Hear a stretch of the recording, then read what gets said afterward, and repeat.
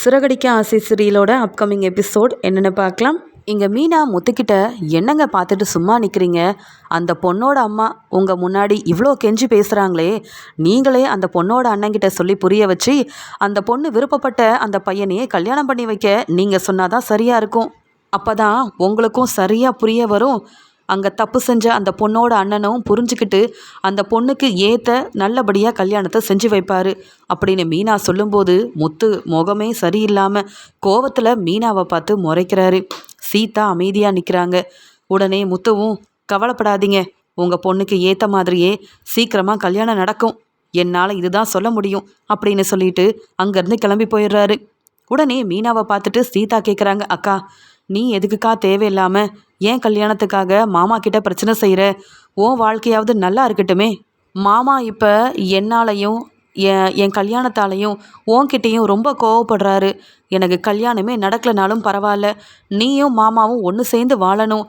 அதுக்காக இனி என்னை பற்றியோ அருணை பற்றியோ இல்லை நாங்கள் ஒன்று சேர்ந்து வாழணும்னு நினைக்கிற எங்கள் கல்யாணத்தை பற்றியோ நீ முத்து மாமா கிட்ட எதுவுமே பேசாதக்கா அப்படின்னு சொல்கிறாங்க சீதா. அதுக்குடனே மீனாவும், நீ கவலைப்படாத, இங்கே எல்லாரும் தான் தப்பு செய்கிறாங்க, அதுக்குன்னு உன் வாழ்க்கையில் தலையிடணும்னு நினைக்கிற உன் முத்து மாமா உனக்கு நல்லது செஞ்சால் பரவாயில்ல. உனக்கு ஒரு நல்ல வாழ்க்கை அமையணும்னு நாங்கள் எல்லாரும் ஆசைப்படும் போது அதை ஒன்றும் இல்லாமல் செய்யணும்னு யார் நினச்சாலும் நான் இப்படி தான் பேசுவேன். என் வாழ்க்கையில் எந்த பிரச்சனையும் வராது, நான் பார்த்துக்கிறேன் சீதா, நீ போய் வேலையை பாரு அப்படின்னு சொல்லும்போது முத்து யாருக்கு உதவி செஞ்சாங்களோ அந்த பொண்ணோட அம்மா மீனா கிட்ட சொல்கிறாங்க, கண்டிப்பாக என் பொண்ணுக்கு அவள் விருப்பப்பட்ட அந்த பையனே கல்யாணம் பண்ணி வைக்கும்போது உங்களுக்கும் கண்டிப்பாக உங்களையும் நான் அந்த கல்யாணத்துக்கு கூப்பிடுவேம்மா அப்படின்னு மீனா கிட்ட சொல்கிறாங்க. ரொம்ப சந்தோஷம், உங்கள் பொண்ணை பார்த்துக்கங்க, அவங்களுக்கு சீக்கிரமாக கல்யாண ஏற்பாடை செய்யுங்க அப்படின்னு சொல்லிட்டு மீனா ஹாஸ்பிட்டல்லேருந்து கிளம்பி வராங்க. செட்டுக்கு வந்த முத்து ரொம்ப கோபமாக இருக்கிறத அவங்க ஃப்ரெண்ட்ஸ் எல்லாருமே கவனிக்க ஒவ்வொருத்தரும் இங்கே முத்துக்கிட்ட போய், என்னாச்சு முத்து, சவாரிக்கு போகலையா, ஏன் இவ்வளோ கோவமாக இருக்கேன்னு கேட்க முத்து சொல்கிறாங்க, என்னன்னு சொல்கிறது, வர வர சவாரிக்கும் போக முடியல, வீட்டுக்கு போனால் நிம்மதியே இல்லை அப்படின்னு சொல்ல அங்கே செல்வம், என்ன மீனா சிஸ்டருக்கும் உனக்கும் இருக்கிற பிரச்சனை இன்னுமா முடியலை அப்படின்னு கேட்கும்போது, இல்லை செல்வம், இன்றைக்கி நான் சவாரிக்கு போகும்போது ஒருத்தவங்க வந்து உதவி கேட்டாங்க, வீட்டுக்குள்ளே போனால் அந்த பொண்ணு ஏதோ விருப்பப்பட்ட பையனை கல்யாணம் பண்ணிக்கக்கூடாதுன்னு அப்பா அண்ணனை சொல்ல போய் எதையோ சாப்பிட்ருச்சு போல், ஹாஸ்பிட்டலில் அங்கே ட்ரீட்மெண்ட்டுக்காக சேர்த்தாச்சு. ஆனால் இந்த மீனா என்னடானா இதே ஒரு காரணமாக வச்சுக்கிட்டு சீதாவுக்கு இப்படி ஒரு நிலைமை வந்துடக்கூடாது, நீங்களே முன்னாடி நின்று கல்யாணத்தை செஞ்சு வைங்கன்னு அந்த பேச்சு பேச ஆரம்பிச்சிட்டா. எனக்கெல்லாம் இது தேவையா? மற்றவங்களுக்கு உதவி செய்யணும்னு நினைக்கிற எனக்கு மட்டும் எந்த நல்லதும் நடக்க மாட்டேங்குது, என்னை யாரும் புரிஞ்சிக்க மாட்டேங்கிறாங்க. மீனாவுக்கு ஒரே எண்ணம், சீதாவுக்கும் அருணுக்கும் கல்யாணம் பண்ணி வைக்கணும்னு, ஆனால் எனக்கும் அந்த கல்யாணத்தை நடத்தி வைக்கணுன்ற எண்ணமே இல்லையே, பிடிக்கலையே, அப்புறம் நான் எப்படி ஒத்துக்க முடியும்? இதனாலேயே மீனாவுக்கும் எனக்கும் இடையில எவ்வளோ பிரச்சனை வருது தெரியுமா? அதான் வீட்டுக்கு போக பிடிக்கலன்னு சொன்னேன். வர வர மீனா என் பேச்சை கேட்க மாட்டேங்கிறா, நான் என்ன சொன்னாலும் கோவப்படுறா, என்னவோ சீதாவுக்கு நல்லதே நடக்கக்கூடாதுன்னு நான் நினைக்கிற மாதிரி பேசுகிறா. அதான் கொஞ்சம் மனசுக்கு கஷ்டமாகவும் மனவேதனையாகவும் இருக்குது. அந்த அருண் நல்லவனே இல்லைன்னு எவ்வளவோ எடுத்து சொன்னாலும் அருண் பக்கம்தான் எல்லாரும் இருக்காங்க, நான் சொல்கிறத கவனிக்கவும் மாட்டேங்கிறாங்க, கேட்கவும் மாட்டேங்கிறாங்க. அந்த கோவத்தில் தான் எங்கேயும் போக வேண்டான்னு இங்கேயே வந்துட்டேன். நான் இன்றைக்கி வீட்டுக்கே போக மாட்டேன் அப்படின்னு சொல்லிட்டு சவாரிக்கும் போகாமல் வீட்டுக்கும் போகாமல் செல்வத்துக்கிட்ட சொல்லி ஹோட்டல்லேருந்து சாப்பாடெல்லாம் வர வச்சு அங்கே கார் செட்லேயே உட்காந்து சாப்பிட்றாரு முத்து. ரொம்ப நேரம் ஆகுது, அங்கே எல்லாருமே வீட்டுக்கு கிளம்பி போயிட்டாங்க. ஆனால் முத்து மட்டும் தன்னுடைய கார்லேயே உட்காந்துட்ருக்கிறத பார்த்துட்டு செல்வம் சொல்கிறாரு, வீட்டில் பிரச்சனைனா நீ தான் சமாளிக்கணும், மீனா சிஸ்டர் ரொம்ப பாவம், நீ வருவேன்னு வீட்டில் எதிர்பார்த்துட்ருப்பாங்க, நீ இவ்வளோ நேரமாகியும் போகாமல் இருந்தால் வீட்டில் எல்லாரும் பயப்படுவாங்க. அது மட்டும் இல்லை, உன் அப்பாவும் உன்னை தேட ஆரம்பிச்சிருவார் முத்து, அப்புறம் நீ ட்ரிங்க்ஸ் பண்ணிட்டு எங்கேயோ போயிருக்கேன்னு தப்பாக நினைப்பாங்க. அதனால் நான் சொல்கிறத கேளு, வீட்டில் பிரச்சனை இருந்தால் பேசி எப்படியாவது மீனா சிஸ்டரை நீ புரிய வைக்கணுமே தவிர்த்து எத்தனை நாள் வீட்டுக்கு போகாமல் இப்படி கார்லேயே உட்காந்துட்ருப்ப, எவ்வளோ நேரம் ஆகுது பாரு அப்படின்னு சொல்ல, நான் பார்த்துக்கிறேன் செல்வம், நீ வீட்டுக்கு கிளம்பு அப்படின்னு சொல்லி செல்வத்தை அனுப்பிட்டு எங்கே போகிறது என்ன செய்கிறதுன்னு மீனா மேலே உள்ள கோவத்தில் வீட்டுக்கு போகாமல் கார்லேயே உட்காந்துட்ருக்காரு முத்து. மீனா ஃபோன் பண்ணுறாங்க, ஆனால் ஃபோனை எடுக்காமல் அங்கே அமைதியாகவே இருக்க உடனே மீனாவும், என்ன இவ்வளோ நேரம் ஆகுது, வேலைக்கு போன எல்லாரும் வந்துட்டாங்க, ரெஸ்ட் எடுக்கவும் போயிட்டாங்க, ஆனால் இவரை மட்டும் வீட்டுக்கு வரவே இல்லை, கண்டிப்பாக என் மேலே கோவத்தில் இருப்பாருன்னு தெரியும், அதான் மத்தியானம் கூட சாப்பிட வரலையே, இப்போ மாமா வேற வந்து கேட்பாரு முத்து எங்கேன்னு, என்னன்னு பதில் சொல்கிறது, ஃபோன் எடுத்து பேசினா தானே அவர் எங்கே இருக்காருன்னு எனக்கே தெரியும் அங்கே சவாரிக்கு போயிருக்காரா இல்லை என் மேலே உள்ள கோவத்தில் ட்ரிங்க்ஸ் பண்ணிட்டு கார் செட்லேயே இருக்காரான்னு கூட தெரியல.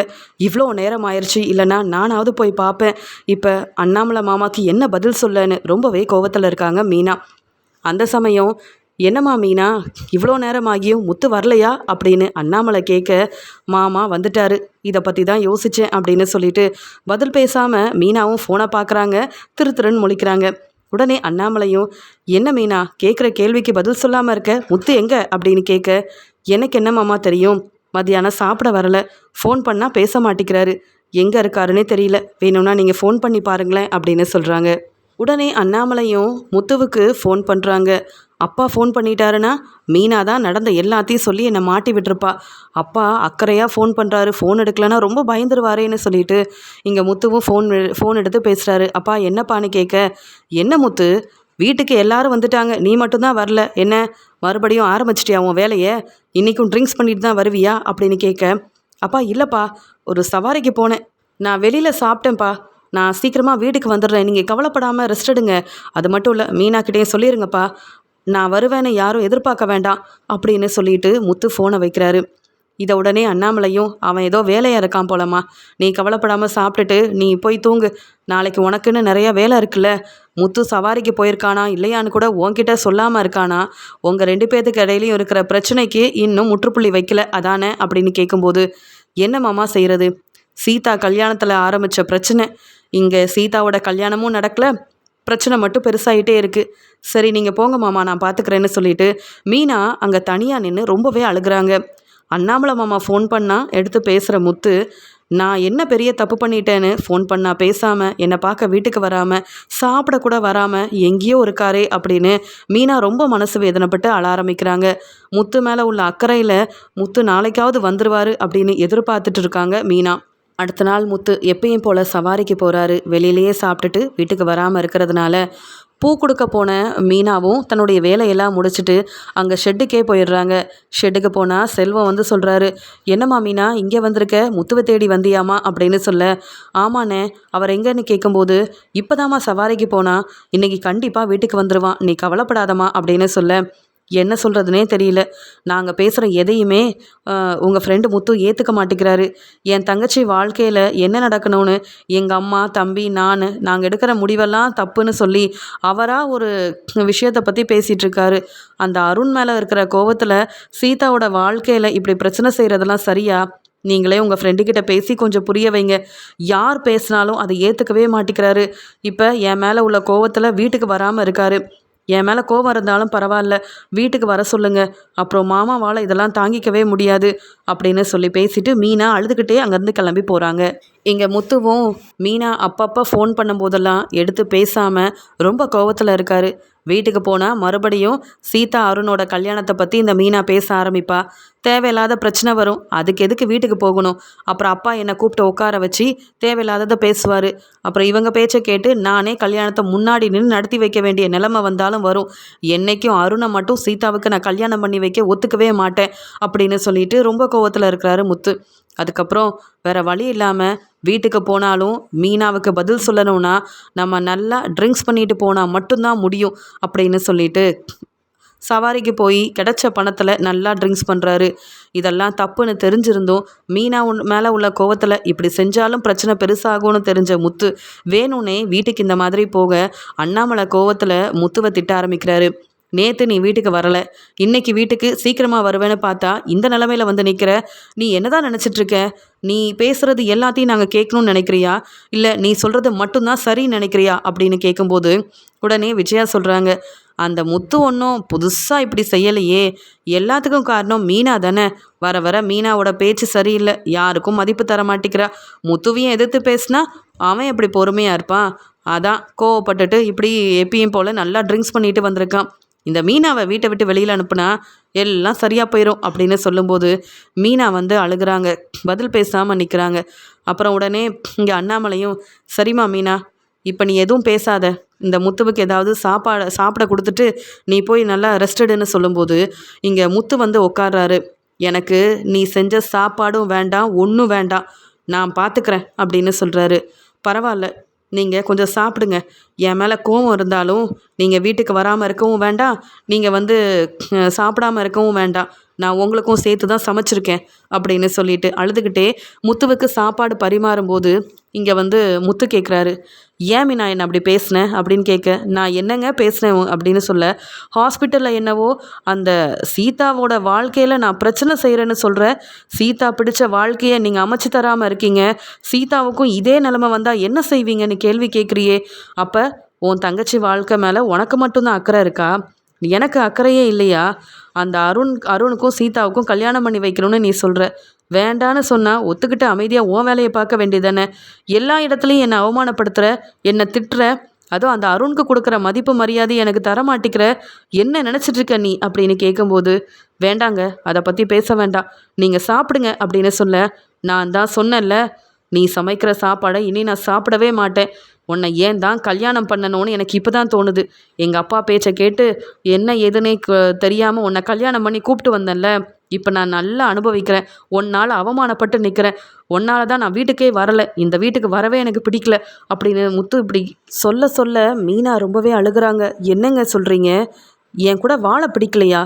அப்போ என்னால் இந்த வீட்டுக்கு வர பிடிக்காம தான் நீங்கள் வெளியில் இருக்கீங்களா அப்படின்னு கேட்க, ஆமாம் மீனா, உண்மை அதுதான். வந்த உடனே நிம்மதியாக சாப்பிடக்கூட விடாமல் சீதாவோட கல்யாணத்தை பற்றி பேசுகிற. அது மட்டும் இல்லாமல் அந்த அருணுக்கு ஏன் முன்னாடியே சப்போர்ட் பண்ணுற. அவன் யாரோ ஒரு ஆள், எனக்கு அவ்வளோ பிரச்சனை செஞ்சவன். அவன் உங்கள் குடும்பத்துக்கு ரொம்ப முக்கியமாக இருக்காங்க. ஆனால் நான் மூத்த பையனாக இருந்து எவ்வளோ உதவி செஞ்சுருக்கேன் உன்னோட குடும்பத்துக்கும் உனக்கும். நீங்கள் என்னை பார்த்தா கொஞ்சம் கூட புரிஞ்சுக்க மாட்டேங்கிறீங்கன்னா அப்புறம் நான் எதுக்காக இந்த வீட்டுக்கு வரணும் அப்படின்னு சொல்ல, அப்போ நான் இந்த வீட்டில் இருக்க போய் தானேங்க நீங்கள் வரமாட்டேங்கிறீங்க. பேசாமல் நான் வேணும்னா வீட்டை விட்டு வெளியில் போகட்டுமா? அப்போ நீங்கள் நிம்மதியாக சந்தோஷமாக இந்த வீட்டுக்கு வருவீங்களா அப்படின்னு மீனா கேட்குறாங்க. அப்படி கூட நீ நினச்சிக்க மீனா, ஒரு உண்மையை சொல்லட்டுமா? உன்னை சமாளிக்க முடியாமல் தான் நேற்று நான் வரலை. இன்றைக்கி கூட உன்னை சமாளிக்கிறதுக்காகவும் உன் பேச்சை சமாளிக்கிறதுக்காகவும் தான் நல்லா ட்ரிங்க்ஸ் பண்ணிட்டு வந்தேன். உன்னால் என் அப்பா என்னை திட்டுறாங்க, என் அம்மா அவமானப்படுத்துகிறாங்க. எல்லாத்துக்கும் காரணம் நீ தான் மீனா. என் வாழ்க்கையில் நீ வந்ததுக்கப்புறமா நான் எவ்வளவோ மாறினேன், நல்லா சம்பாதிச்சேன். ஆனால் இப்போ நான் தலை குனிஞ்சு அவமானப்பட்டு நிற்கிறதுக்கும் காரணம் நீயாக தான் இருக்கிற. உன் குடும்பத்தில் நான் எந்த விஷயத்துலையும் தலையிடக்கூடாதுன்னா எனக்கு முன்னாடியே சொல்லிட வேண்டியதானே. ஆனால் இப்போ உங்களுக்கு உதவி செய்யும் போதெல்லாம் அதை வாங்கிக்கிட்டீங்க. ஆனால் உங்களுக்கு ஒரு நல்லது செய்யணும்னு நினைக்கிறேன், இப்போ வேண்டான்றீங்க. ஏன்னா என்னை விட அந்த அருண் நல்லா படித்தவன், நான் வெறும் கார் டிரைவர் தானே. நான் வந்து எவ்வளோ சம்பாதிச்சாலும் அது நம்ம குடும்பத்துக்கு பத்தாது. மாடியில் கூட உனக்குன்னு ஒரு ரூம் கட்ட முடியாமல், நீ கேட்டு ஆசைப்பட்ட நகையெல்லாம் வாங்கி கொடுக்க முடியாமல் என்னால் நீ கஷ்டப்படுற. ஆனால் உன் தங்கச்சிக்கு அப்படி ஒரு வாழ்க்கை இல்லாமல் நல்லா படித்த மாப்பிள்ளை, கை நிறைய சம்பாதிக்கிற அந்த அருணை கல்யாணம் பண்ணி வைக்கணும்னு நினச்சிட்டு என்னை எல்லாரும் ஒதுக்கி வைக்கிறீங்க, எனக்கு நல்லா தெரியும் அப்படின்னு சொல்லி கண் கலங்கிக்கிட்டே முத்து பேசும்போது, மீனா நீங்கள் சாப்பிட்டாலும் சாப்பிடலனாலும் இனி நான் எதுவுமே கேட்க மாட்டேன், என்னை நீங்கள் தப்பாக தானே புரிஞ்சிட்ருக்கீங்க அப்படின்னு சொல்லிட்டு அங்கே தனியாக போய் உட்காந்துடுறாங்க. இங்கே முத்துவும் எதையும் சாப்பிடாம அப்படியே ரெஸ்ட் எடுக்கிறாரு. முத்துவுக்கும் மீனாவுக்கும் இடையில பிரச்சனை அதிகமாகிறதுனால இதை பார்த்துட்டு விஜயா ரொம்ப சந்தோஷமாகறாங்க. எப்படியோ இந்த சீதாவோட கல்யாணம் நடக்குதோ இல்லையோ, ஆனால் முத்துவும் மீனாவும் சீக்கிரமாக பிரிஞ்சிருவாங்க போல். மீனாவால் முத்து வீட்டுக்கு வராமல் இருக்கான். அப்படியே வந்தாலும் மீனா கிட்ட என்ன பேச்சு பேசுகிறான் இந்த முத்து. என்ன தான் இருந்தாலும் இந்த மீனாவும் சாதாரண ஆள் இல்லையே, இப்போ மீனாவை பார்க்க கொஞ்சம் பாவமாக தான் இருக்குது அப்படின்னு சொல்லி விஜயாவுக்கு அவ்வளோ சந்தோஷமாக இருக்குது. இங்கே ஸ்ருதியும் அவங்க ரெஸ்டாரண்ட்டுக்காக, புதுசாக ஆரம்பிக்க போகிற ரெஸ்டாரண்ட்டுக்காக எல்லா ஏற்பாடையும் செய்கிறாங்க. அது மட்டும் இல்லாமல் மேற்கொண்டு பணம் தேவைன்னு அவங்க அப்பாக்கிட்டேயும் கேட்டு வாங்குறாங்க. இதெல்லாம் வந்து அண்ணாமலைக்கும் ரவிக்கும் கொஞ்சம் கூட பிடிக்கல. அதனால் அண்ணாமலை ஸ்ருதியை கூப்பிட்டு பேசுகிறாங்க. என்னம்மா ஸ்ருதி, நீ என்னவோ உங்கள் அப்பாவுக்கு ஃபோன் பண்ணி மேற்கொண்டு பணத்தெல்லாம் வாங்கணும்னு முடிவெடுத்துருக்கிறியா? ரவி மனசை புரிஞ்சு நடந்துக்கம்மா. ஏன் சொல்கிறேன்னா, நீங்களா சம்பாதிச்ச பணத்தை வச்சு ஒரு ரெஸ்டாரண்ட் ஆரம்பித்தா உங்களுக்கு அது மதிப்பாக இருக்கும். இப்படி உங்கள் அப்பா அம்மா கிட்ட பணம் வாங்கி நீ ரவிக்காக ரெஸ்டாரண்ட் ஆரம்பித்து கொடுத்தாலும் ரவி இதில் தலை நிமிர்ந்து ஓனருன்ற ஒரு பொறுப்பை எடுத்துக்கவே முடியாது. ஏன்னா பணம் உங்கள் அம்மா அப்பா பணம். அவங்க தந்த பணத்தை வச்சு ரெஸ்டாரண்ட் இப்போதைக்கு ஆரம்பிக்கணும்னு எந்த அவசியமும் இல்லைன்னு ரவி யோசிக்கிறான். நீ செய்கிறது தப்புன்னு தான் எனக்கும் தோணுது அப்படின்னு சொன்னதை கேட்டுட்டு ஸ்ருதிக்கு ரொம்ப கோபம் வருது. அங்கிள், என்னை தப்பாக நினைக்காதீங்க. இப்படி யோசிச்சா என்றைக்குமே உங்கள் பையன் ரவி ரெஸ்டாரண்ட்டுக்கு ஓனராகவே முடியாது. நான் ஏன் சொல்கிறேன்னா, அந்த நீத்து ரவியோட திறமையை புரிஞ்சிக்காம ஏதோ கொடுக்குற சம்பளத்தை வாங்கிட்டு ரவி வேலை செய்கிறதுனால தான் பெரிய ரெஸ்டாரண்ட்டுக்கு பார்ட்னர் ஆக்குறேன்னு ஏமாத்திட்டு இருக்கா. ரவி அப்படி இந்த சம்பளத்துக்கு வேலை செய்யணும்னு அவசியம் இல்லை. ரவி பெரிய புத்திசாலி, திறமைசாலி, அது எனக்கு தெரியும். நாங்கள் சேர்த்து வச்ச பணத்தை வச்சு இப்போ இல்லை, 4-5 வருஷம் ஆனாலும் ரெஸ்டாரண்ட் ஆரம்பிக்கவும் முடியாது, ரவியை நான் ஓனராக்கி பார்க்கவும் முடியாது. அதுக்காக தான் பணத்தை இப்போ என் அப்பா அம்மா கிட்ட வாங்கினேன். நாங்கள் மட்டும் ரெஸ்டாரண்ட் ஆரம்பிச்சிட்டா வர வருமானத்தை வச்சு கொஞ்சம் கொஞ்சமாக பணத்தை சேர்த்து நாங்கள் என் அப்பா அம்மா கிட்ட வாங்கின பணத்தை திருப்பி தந்துடுவேன். நான் கடனாக தான் வாங்கியிருக்கேன். நீங்கள் இதை பற்றி கவலைப்படாதீங்க. ரவியே இதை பற்றி தப்பாக பேசினாலும் நீங்கள் சொல்லி புரிய வைப்பீங்கன்னு பார்த்தா நீங்களே இப்படி பேசினா எப்படி அங்கிள் அப்படின்னு ஸ்ருதி கேட்குறாங்க. உடனே விஜயா சிரிச்சுக்கிட்டே, சரியாக சொன்னம்மா. இந்த மாதிரி தான் இந்த வீட்டில் இருக்க ஒவ்வொருத்தரையும் நம்பி நான் ஏமாந்து போயிருக்கேன். மனோஜ் பெருசாக பிஸ்னஸ் ஆரம்பித்து எனக்கு தேவையான பணம் தருவான், நகையை வாங்கி தருவான்னு நினச்சேன். அவனாலையும் பெருசாக எந்த ஒரு நல்லதும் எனக்கு நடக்கலை. நீங்களாவது ஒரு ரெஸ்டாரண்ட் ஆரம்பித்து இங்கே ரவி ரெஸ்டாரண்ட் ஓனர் ஆனாவாது பார்ப்போம் அப்படின்னு சொல்லிட்டு நீங்கள் அமைதியாக இருங்க. ரவிக்கு என்ன தேவைன்னு ஸ்ருதிக்கு தெரியாதா? அவள் வேற யார்கிட்டையும் பணத்தை வாங்கலை. இந்த ரோகிணி மாதிரி வெளியில் நிறைய கடனும் வாங்கலை. தான் அம்மா அப்பா கிட்ட தனக்கு வர வேண்டிய பணத்தை தானே வாங்குறா. இதில் என்ன தப்பு இருக்குது? ரோகிணி அப்பா இருக்காரு, அவர் மூலமாக சொத்தெல்லாம் மனோஜுக்கு வரப்போகுதுன்னு சொன்னப்ப இப்படி தான் நான் ஆசைப்பட்டேன். ஆனால் இப்போ உண்மையாகவே ஸ்ருதி நல்ல பணக்கார வீட்டு பொண்ணு. என்னதான் இருந்தாலும் இவ ஒரே பொண்ணு. இவளுக்கு வர வேண்டிய பணத்தை தானே அவங்க தந்துட்டுருக்காங்க. இதில் என்னங்க தப்பு இருக்குது? ரவிக்கிட்ட நான் பேசிக்கிறேம்மா ஸ்ருதி, நீ கவலைப்படாத, நீ போய் ரெஸ்ட் எடுமா அப்படின்னு சொல்லிடுறாங்க. இதை பார்த்த அண்ணாமலை, விஜயா இதெல்லாம் ரொம்ப தப்பு. ரவிக்கு பிடிக்காத ஒரு வேலையை ஸ்ருதி செய்கிறானா சொல்லி புரிய வைக்கணும். பணம் தான் முக்கியம்னு நீ இப்படி ஸ்ருதிக்கு சப்போர்ட் பண்ணியெல்லாம் பேசாத. இந்த ஸ்ருதியோட அம்மா அப்பாவை பற்றி உனக்கு தெரியும்ல, பணத்தை கொடுக்குற மாதிரி கொடுப்பாங்க. அப்புறம் உன் பையன் ரவியை உன்கிட்ட இருந்து பிரித்து கூட்டிகிட்டு போயிடுவாங்க. இதெல்லாம் நடக்கக்கூடாதுன்னா நீ தான் பார்த்து ஒரு நல்ல முடிவாக எடுக்கணும். புரியுதுல்ல அப்படின்னு சொல்லும்போது, ஆமாங்க எனக்கு நல்லா தான் புரியுது. இந்த மீனா முத்து பிரச்சனையவே சமாளிக்க முடியல. அந்த சீதா கல்யாணத்துக்காக 2 பேரும் பேசாமல் இருக்காங்க. மீனாவால் முத்து வீட்டுக்கே வரதில்லை தெரியுமா? இதெல்லாம் நீங்கள் கேட்காம இருக்கீங்க. இந்த ரவிக்காக ஸ்ருதி எவ்வளோ நல்ல வேலை செய்கிறா, இதை மட்டும் நீங்கள் நல்லா திட்டுவீங்க. உங்களுக்கு வேற வேலையே இல்லைங்க, நான் பார்த்துக்கிறேன் அப்படின்னு சொல்லிடுறாங்க விஜயா.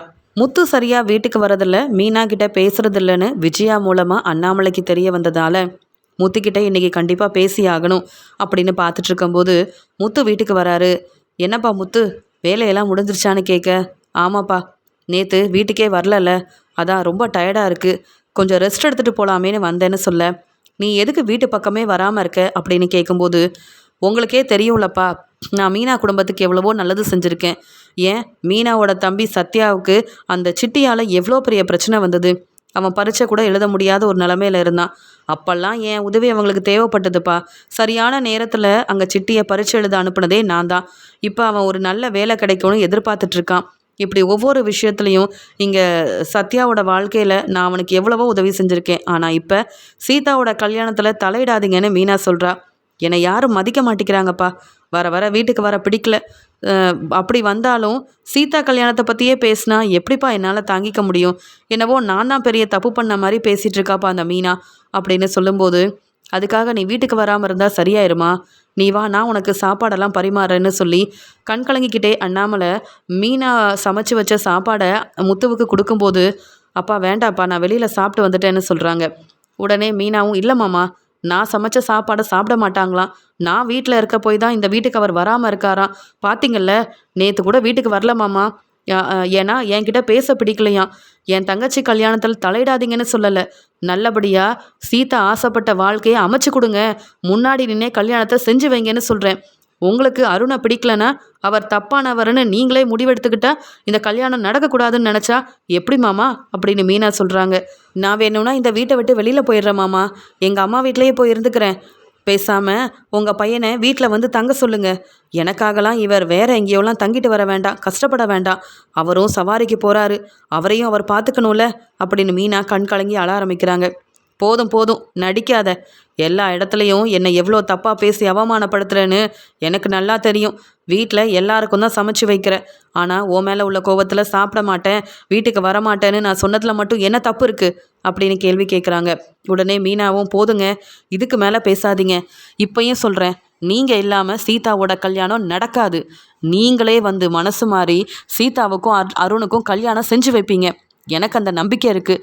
என் மேலே உங்களுக்கு பாசம் இல்லைனாலும் அக்கறை இல்லைனாலும் சீதாவோட வாழ்க்கை மேலே உங்களுக்கு ரொம்ப அக்கறை இருக்குன்னு எனக்கு தெரியும். அதனால் என்னை தப்பாக பேசாதீங்கன்னு சொல்ல அப்படி தான் பேசுவேன். மறுபடியும் மறுபடியும் அருணை பற்றி பேசாத. அவனா மீனா உன் குடும்பத்தை இத்தனை நாள் பார்த்துக்கிட்டான்? இல்லை அவன் சம்பாதிச்சு கொடுத்த பணத்தில் தான் உன் தம்பி சத்யா படித்து முடிச்சானா? எல்லாமே நானும் உதவி செஞ்சுருக்கேன் மீனா. இப்போ என்னவோ அந்த அருண் ரொம்ப நல்லவன் அப்படின்னு சொல்லிட்டு இருக்க. எனக்கு பிடிக்காத ஒரு வாழ்க்கையை நானே சீதாவுக்கு அமைச்சு கொடுப்பேனா? முடியவே முடியாது. இன்னொரு தடவை அருணை பற்றி என் முன்னாடி பேசின அவ்வளவுதான். வர வர உன்னை பார்க்கவும் பிடிக்கல, உன்கிட்ட பேசவும் பிடிக்கல தெரியுமா? இங்கே வீட்டில் ஒவ்வொருத்தருக்கும் ஒவ்வொரு பிரச்சனை இருக்குது. நம்ம வாழ்க்கையை பற்றி யோசிக்க வேண்டாமா? நீ எப்போ பார்த்தாலும் உன் தங்கச்சி வாழ்க்கையை பற்றியே யோசிக்கிறியே. இன்னைக்கு கூட இங்கே சீதாவுக்கு ஒரு நல்ல வரன் கிடைக்கணும்னு தெரிஞ்சவங்க கிட்டலாம் போய் பார்த்து பேசிட்டு தான் வரேன். அந்த அருணை விட நிறைய படித்தவங்க, அது மட்டும் இல்லாமல் கை நிறைய சம்பாதிக்கிற ஒரு பையனை சீதாவுக்கு நான் பார்த்துருக்கேன். அதை பற்றி உங்கள் அம்மா கிட்ட பேசலான்னு கூட நினச்சி தான் நானே வீட்டுக்கு வந்தேன். ஆனால் நீ மனசு மாறுற மாதிரி இல்லை. உனக்கு அந்த அருணை சீதாவுக்கு கல்யாணம் பண்ணி வைக்கணும் அப்படி தானேன்னு சொல்லும்போது நான் ஒரே ஒரு விஷயம் கேட்குறேன். நீங்கள் வேறு யாரையோ கல்யாணம் பண்ணி வைக்கணும்னு சொன்னால் சீதா ஒத்துப்பாளா? இல்லை ஹாஸ்பிட்டலில் ஒரு பொண்ணை கொண்டு போய் சேர்த்திங்களே, நீங்கள் வேறு மாப்பிள்ளையை பார்க்குறீங்கன்னு தெரிஞ்சு சீதா அப்படி ஒரு முடிவெடுத்துட்டா சீதாவை மறுபடியும் எங்களுக்காக நீங்கள் கொண்டு வர முடியுமா? இல்லை சீதாவை தான் நாங்கள் பார்க்க முடியுமா? இப்படிலாம் நடக்கக்கூடாதுன்றதுக்காக தான் சீதா ஆசைப்பட்ட கல்யாணத்தை நீங்களே செஞ்சு வைக்கணும்னு நான் நினைக்கிறேன். எங்கள் குடும்பமே நினைக்கிறோம். ஆனால் நீங்கள் புரிஞ்சிக்க மாட்டேங்கிறீங்கல்ல. நீங்கள் சீதாவுக்கு ஒன்றும் மாப்பிள்ளையெல்லாம் பார்க்க வேண்டாம். நீங்கள் அப்படி மாப்பிள்ளை பார்க்குறத விட்டுட்டு உங்கள் வேலையை பாருங்கள். சீதாவோட வாழ்க்கையில் அக்கறை இல்லாத நீங்கள் மாப்பிள்ளை பார்க்குறீங்களா? தேவையே இல்லைங்க அப்படின்னு சொல்கிறாங்க மீனா. எப்படி அந்த அருணை தப்பாக புரிஞ்சுக்கிட்டு அவரை பார்க்கும்போதெல்லாம் பிரச்சனை செய்கிறீங்களோ அதே மாதிரி தான் இப்போ என்னையும் தப்பாக புரிஞ்சுக்கிட்டு என்னை பார்க்க பிடிக்காம வீட்டுக்கு கூட வராமல் இருக்கீங்க. இனியும் நான் இந்த வீட்டில் இருக்க மாட்டேன். ஏன்னா நான் இருந்தால் தான் உங்களுக்கு பிடிக்க மாட்டேங்குதே. உங்கள் முகத்திலேயே முழிக்காமல் எங்கேயாவது போயிடுறேன். நீங்கள் நிம்மதியாக சவாரிக்கு போயிட்டு வீட்டுக்காவது வருவீங்கல்ல அப்படின்னு மீனா சொல்லி அழுகிறாங்க. அதுக்குடனே முத்துவும், உனக்கு அதுதான் விருப்பம்னா தாராளமாக கிளம்பிப்போ, வேண்டான்னு சொல்லலை. உன் தங்கச்சிக்கு மாப்பிள்ளை பார்க்குற தகுதியே எனக்கு இல்லைன்னு நீ சொல்லிட்ட. இதுக்கு மேலே உன்கிட்ட பேசி ஒரு பிரயோஜனமும் இல்லை. இப்போ என்ன, உன் தங்கச்சி கல்யாணத்தை நீ செஞ்சு வைக்கணும். அதுக்கு வீட்டை விட்டு வெளியில் போகிறேன்னு சொல்கிற, அப்படி தானே? இதுக்கு மேலே நான் என்ன சொல்ல முடியும் அப்படின்னு சொல்லும்போது உடனே அண்ணாமலையும், என்னம்மா மீனா, முத்து தான் இப்படி பேசுகிறானா நீயும் புரிஞ்சிக்காம வீட்டை விட்டு போகிறேன்னு சொல்கிற? ஒரு நல்ல மருமகளாக இருந்து பொறுப்பான மருமகளாக இருக்கிறவ நீ பேசுகிற பேச்சாமா இது? வேண்டாம் வேண்டாம், இதெல்லாம் சமாளிச்சுக்கலாம். நானே அருணை பற்றி விசாரித்து என்ன ஏதுன்னு ஒரு நல்ல முடிவாக எடுக்கிறேன் அப்படின்னு சொல்ல, இல்லை மாமா, நான் இனி இங்கே இருக்கக்கூடாது. ஏன்னா உங்கள் பையன் சரியாக வீட்டுக்கு வரதில்ல, சாப்பிட்றதில்ல. நீங்கள் உங்கள் பையனை பார்த்து ரொம்ப கஷ்டப்படுறீங்கன்னு எனக்கு தெரியும். என்னால் எதுக்கு அவர் வேறு எங்கேயோ தங்கணும்? ஏன் கார் செட்லேயே இருக்கணும்? வீட்டுக்கு வந்து ஏன் சாப்பிடாமல் இருக்கணும்? நான் இல்லாமல் இருந்தால் தான் வீட்டில் நிம்மதி இருக்கும்னு நினைக்கிறாரு. அப்புறம் என்ன, நீங்கள் ஒன்றை மட்டும் புரிஞ்சுக்கோங்க. நானே அருணுக்கும் சீதாவுக்கும் கல்யாணம் பண்ணி வைக்க முடியும். ஆனால் உங்களோட விருப்பம் இல்லாமல் அப்படி நான் செய்ய மாட்டேன். சீதாவும் இந்த கல்யாணத்துக்கு ஒத்துக்க மாட்டா.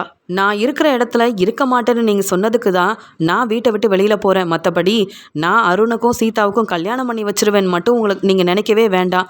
நீங்களா என்னைக்கு மனசு மாறி என்னையும் ஏற்றுக்கிட்டு சீதாவுக்கு அருணை கல்யாணம் பண்ணி வைக்கலான்னு ஒரு முடிவெடுத்துட்டு வரீங்களோ அது வரைக்கும் நானும் காத்துட்ருப்பேன். சீதாவும் கண்டிப்பாக அவள் வேலையை மட்டும்தான் பாப்பா. இப்போ உங்களுக்காக தான் நான் வீட்டை விட்டு வெளியில் போகிறேன். இனி நீங்கள் ஆசைப்பட்ட மாதிரியே உங்கள் முகத்தில் முழிக்கவும் மாட்டேன், இந்த வீட்டில் இருக்கவும் மாட்டேன். நானே வீட்டை விட்டு போகிறேன் மாமா அப்படின்னு மீனா அழுதுகிட்டே தன்னுடைய முடிவை சொல்கிறாங்க. உடனே அண்ணாமலை, முத்து, நீ சொன்னாதான் மீனா கேட்பா. இப்படி ஒரு முடிவெடுத்துட்டு வீட்டை விட்டு போகிறதெல்லாம் ரொம்ப தப்புன்னு சொல்ல, அதுக்கு உடனே முத்துவும், போனால் போகட்டும்பா. என் அருமை மீனாவுக்கும் புரியல, மீனா குடும்பத்துக்கும் புரியல. நானாவது மனசு மாறி அந்த அருணை சீதாவுக்கு கல்யாணம் பண்ணி வைக்கிறதாவது அது என்னைக்கும் நடக்காது. இந்த மீனாவே போய் என்னோட அருமை தெரிஞ்சுக்கிட்டு மறுபடியும் வீட்டுக்கு திரும்பி வருவா. அது வரைக்கும் மீனா முகத்தில் நானும் முழிக்க போகிறதில்லன்னு முத்து ரொம்ப கோபமாக பேசின உடனே முத்துவுக்கு சரியான பாடம் புகட்டணும், முத்துவோட மனசை மாற்றணும் அப்படின்றது மட்டும் இல்லாமல் என் முகத்தில் முழிக்கக்கூடாதுன்னு முத்து சொல்லிட்டாரு. என்னால் இந்த வீட்டுக்கு வர பிடிக்கலன்னு முத்து சொல்லிட்டாரு. அதுக்காக நான் இந்த வீட்டில் இருக்கவே கூடாதுன்னு சொல்லி மீனா ரொம்ப கோவமாக அழுதுகிட்டே முத்து வீட்டிலேருந்து வெளியில் போகிறாங்க. இதை பார்த்த முத்துவும், பார்த்தீங்களாப்பா இந்த மீனாவுக்கு எவ்வளோ திமிர் இருந்தா நான் சொல்கிற எதையும் கேட்காம அவள் பேச்சை தான் நான் கேட்கணுன்னு இப்படி ஒரு முடிவெடுப்பா. போனால் போகட்டும்ப்பா, இனியாவது நான் வீட்டில் நிம்மதியாக இருப்பேன். நான் வீட்டுக்கு இனி நான் கண்டிப்பாக வருவேன்ப்பா அப்படின்னு சொல்லிட்டு இங்கே முத்துவும் அமைதியாக போக அண்ணாமலை முத்து மீனாவோட மனசை மாற்ற முடியாமல் இந்த சீதா கல்யாணத்தில் வரக்கூடிய பிரச்சனையால் இவங்க 2 பேரும் பிரிஞ்சிருவாங்களோன்னு பயமாக இருக்குதுன்னு சொல்லி கண் கலங்கி நிற்கிறாரு. அப்போ தான் அண்ணாமலை ஒரு முடிவெடுக்கிறாரு. இந்த சீதாவோட கல்யாணத்தில் இருக்கிற பிரச்சனைக்கெல்லாம் ஒரு முற்றுப்புள்ளி வச்சாதான் முத்துவும் மீனாவும் சந்தோஷமாக ஒன்று சேர்ந்து வாழ்வாங்க. அதுக்கு நாம் ஏதாவது செஞ்சே ஆகணும்னு நினைக்கிறாரு அண்ணாமலை. மீனா முத்துவை வெளுத்து வாங்கி இருந்த கோவத்தில் வீட்டை விட்டு வெளியில் போனதால் என் பேச்சை கேட்கக்கூடாதுன்னே மீனா இப்படி ஒரு முடிவெடுத்துட்டு நான் வேண்டான்னு நினச்சிட்டு வீட்டை விட்டு வெளியில் போயிட்டால. மீனாக்கு இருந்தாலும் இவ்வளோ கோவம் வந்திருக்கக்கூடாது. என்ன புரிஞ்சிக்காத மீனா இப்படி ஒரு முடிவெடுத்துட்டாலே அப்படின்னு கண் கலங்கி நிற்கிறாரு முத்து. இனியாவது முத்து நான் பேசுனதெல்லாம் சரிதான்னு என்னை புரிஞ்சுக்கணும். சீதாவுக்கும் அருணுக்கும் கல்யாணம் பண்ணி வைக்க கண்டிப்பாக மனசு மாதிரி என்னை தேடி வரணும் அப்படின்னு மீனா முத்துவே முன்னாடி நின்று சீதாவுக்கும் அருணுக்கும் கல்யாணம் செஞ்சு வைக்கிறதுக்காக தான் நான் இப்படி ஒரு முடிவெடுத்தேன்னு தன்னுடைய முடிவில் ரொம்பவே உறுதியாக இருக்கிறாங்க மீனா.